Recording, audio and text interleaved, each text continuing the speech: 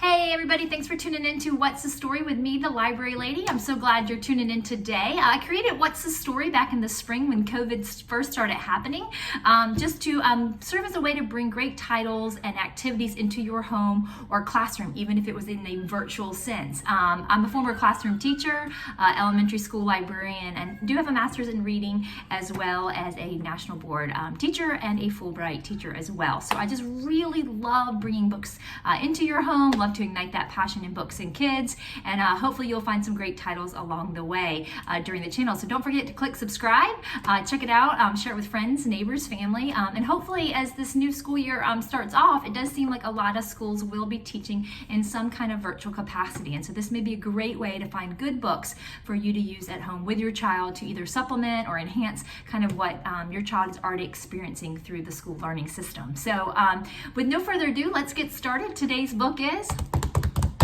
The Greedy Triangle. It's by Marilyn Burns, copyrighted by Scholastic, put out in 1994, so it's been around a while, but one of my all-time favorites.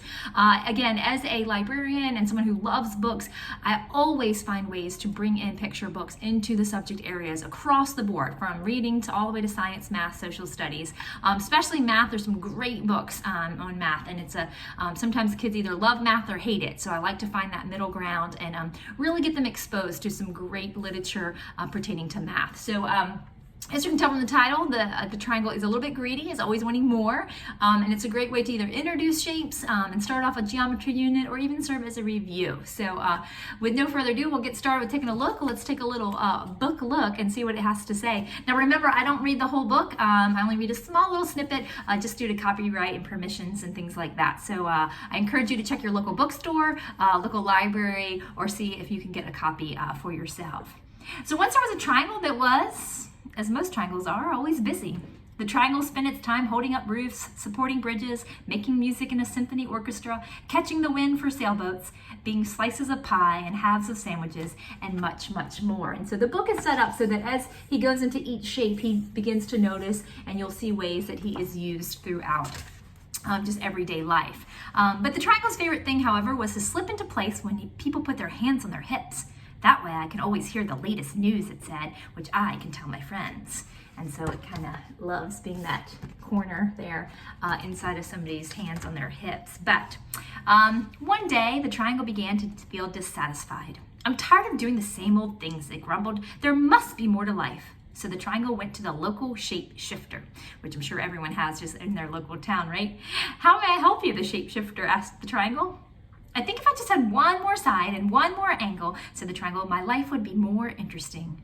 Well, that's easy to do, said the shapeshifter. Poof! The shapeshifter turned the triangle into a quadrilateral. And it's a great way to introduce that word quadrilateral, things with four sides, and we'll stop there. So as you can see, the pattern starts, he turns into the quadrilateral, he's not happy, he wants one more side, he becomes a pentagon, and the story goes on, and then you'll have to read to find out what happens then in the end. Will he be satisfied as he keeps transforming, or will he learn that triangles have a special place in the world too? So it's a great read.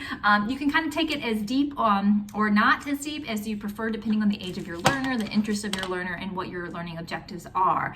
You can certainly get into angles and vertices, sides. You can even then talk about perimeters and kind of go into lots of different directions, or just keep it simple. If you have a little kid or a young learner, just here are the basic shapes, and let's see how many sides they have and what are their names. So a lot of variety there. All right, so let's talk a little bit about things you can do with the book. You can always make some great shape pictures. You can have your kid cut out some different shapes. Here's a R is for robot, and it's just made out of shapes, or a little thing like this, which I also shared in my video, Square by Mark Barnett. So do check that out if you haven't seen that video. Do have that. You can also go on a house hunt or a scavenger hunt of some sort out in nature or within your home to look for different shapes and see what they can find. It's a good way to tie in some writing. Yeah, writing. You can have your child pick out which is their favorite shape, maybe based on the book. Which shape do they think is the best and why? You can talk a little bit about writing. I think rectangles are the best because, and then have them talk about their reasons and a concluding sentence. So you can have them do a nice little writing assignment based off of the book. One thing I love too are pattern blocks. So if you don't have these, I actually just ordered this. This is Melissa and Doug. shape blocks or pattern blocks, as you may see them sometimes. These are magnetic, but lots of fun pictures and ways you can design using shapes.